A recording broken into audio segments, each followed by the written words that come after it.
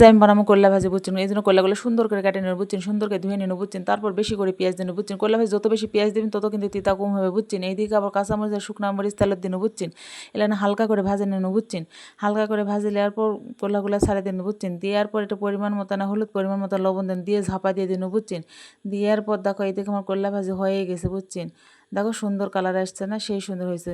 বেশি করে কিন্তু করলা ভাজির পেঁয়াজ দেওয়া লাগে বুঝছেন, করলা ভাজির মশলাই হলো পেঁয়াজ বুঝছেন। এদিকে আমি বানাবো মাছের বড়া বুঝছেন, মাছের বড়ার জন্য বেশি করে পেঁয়াজ নিয়েছি বুঝছেন। তারপর এটাকে দিন পরিমাণ মতো হলুদ দিন, পরিমাণ মতো লবণ দিন, শুকনা মরিচের গুঁড়া দিন পরিমাণ মতো, তারপর দিন আদা বাটা রসুন বাটা, তারপর দিন মাছের ডিমটা বুঝছেন। তারপর দিন এটা চালের গুঁড়া দিলে কিন্তু মশমশা হয়, সেই সুন্দর করে মধ্যে মাতে নিন বুঝছেন। দেওয়ার পর এই দিকে দেখো তুলে দিছি আমি বড়াগুলো কিন্তু কালার দেখো সেই সুন্দর আসছে, একদম গরম ভাতের সাথে মাছের ডিমের বড়া কিন্তু সেই টেস্ট। দেখো কত সুন্দর কালার আসছে, গরম গরম ভাত, করলা ভাজি আর মাছের ডিমের বড়া, কতই না টেস্ট, সেই মজা বুঝছেন।